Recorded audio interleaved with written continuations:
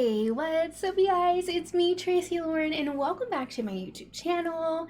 Now you guys, it is almost Halloween, and I hope you guys enjoyed these two videos that I've made of me building real-life haunted houses in The Sims. If you haven't watched my last video, make sure you do so you're up to date and you kind of get to see the vibe, the energy of the month of October. But I had so much fun, and let me know if you guys like these videos and if you want to see more. I'll think about it. But anyways, you guys, today we're going to talk about a very sad story, and it is the Villisca Axe house. Now, I'm not going to say the M word just because YouTube is very particular about the words you could say on here.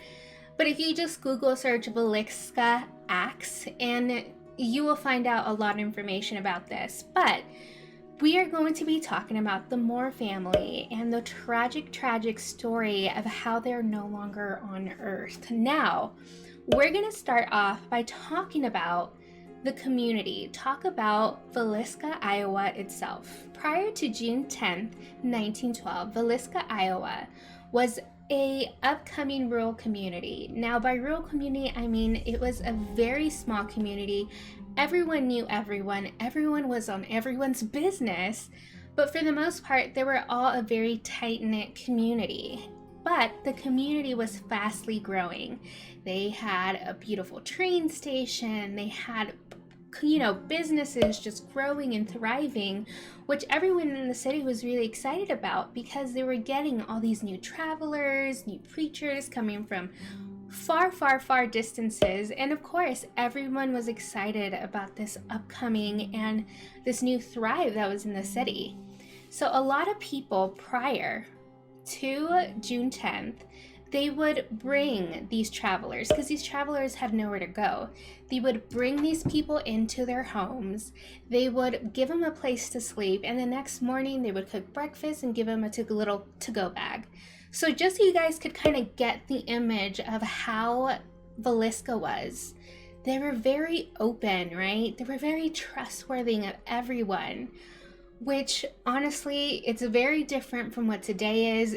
There's a lot of reasons why we're not like that anymore.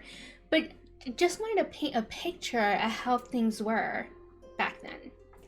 On Sunday evening, June 9th, 1912, Josiah Moore and his wife took their 4 children, Herman 11, Catherine 10, Boyd 7, and 5-year-old Paul, to their church service at their local church. The Moore family was very close to their neighbors, the Sterling family, and it just so happens that on this day, Catherine Moore was playing with Lena and Ela Sterling, and it came to time where the Moore family had to get ready to go to their church service, and Catherine Moore had the amazing idea to go to the Sterling family and ask them for permission if Lena and Ela Sterling could come to them to their church service and spend the night at their home.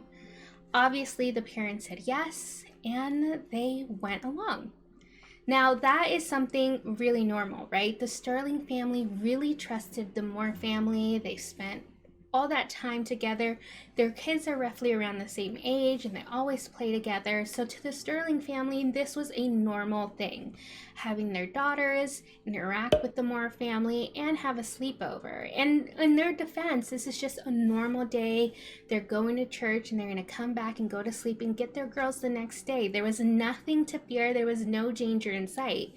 And it's really sad if you really think about it. Like, this was something really normal that they had going on. The Children's Day service was an end-of-the-year church program for the kids, and it just so happens that Sarah Moore was a co-director for this, so she planned the event and everything about it.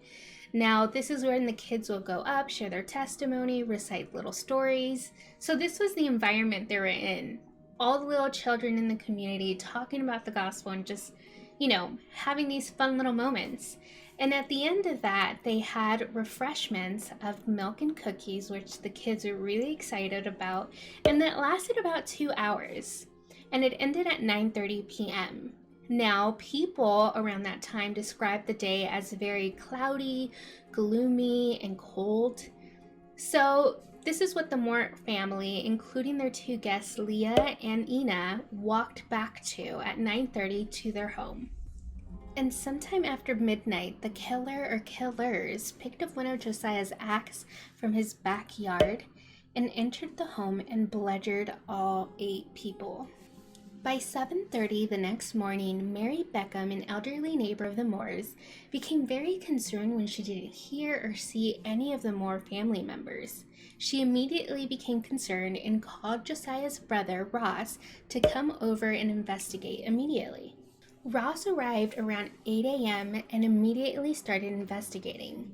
The first place he went to was the downstairs bedroom, where he saw 2 figures covered in a sheet and blood all over the bedstead. He immediately freaked out and walked away from the crime scene and called a friend, Henry Hank Horton, to come immediately because something terrible had happened. Hank arrived around 8:30 a.m. and investigated the entire house. As he was coming down, he told Ross that there was someone that passed away in every home. Another thing that he told Ross is that he saw a particularly clean weapon leaning against the south wall of the downstairs bedroom where the Sterling sisters were at. Then the police came and made their own investigation, and what they found were many odd things. For starter, the killers or killer went through each dresser drawer to find an article of clothing to cover every mirror and glass in the household.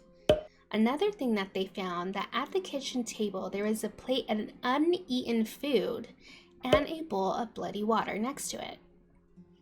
And every victim was found in their beds with their heads covered in bed sheets. And each victim was battered 20 to 30 times with the blunt of an axe. In the upstairs master bedroom where the parents were sleeping, they found markings in the roof, and they say it could be the force of the axe, just going way up in the roof and going down, and that kind of made markings on the roof, which, if you really think of it, is so, traumatizing that those things were found. Many of the original homes in Villisca were demolished except for this one. In fact, this home is registered under the National Registry of Historic Buildings. This home is still standing. You can go purchase a ticket now and go get a tour. You could also get tickets for overnight stays, and there's even a ticket for overnight stays all alone. Like, who wants to be in this house all alone at night? Yeah, not me. In fact, there are many YouTube videos of people visiting this place and seeing a lot of paranormal activity, a lot of doors and clothes opening. They're able to see shadow figures that just pop up anywhere. There's also a lot of screaming and yelling at night and at random places. Things getting thrown at you, from clothing to articles, or items anywhere around the house. So that house is extremely haunted. You guys could go at your own risk. I didn't influence you guys. Now, you guys, that pretty much sums up the build here. Thank you so much for tagging along and for hearing these stories and for being here with me. I hope you guys enjoyed them as much as I enjoyed making these videos. Now, I hope you have an amazing Halloween. Let me know below in the comment section what your plans are. And if you haven't heard, I'm having a little Twitch party for Halloween, so make sure to follow me on Twitch and join our little celebration. Also, you guys, make sure to be safe out there, and make sure to like and subscribe and ring that notification bell. It really helps out the channel. And if you know someone that loves scary and haunted houses and The Sims, make sure to share this video as well. I hope you have an amazing day, and I'll see y'all later. Bye!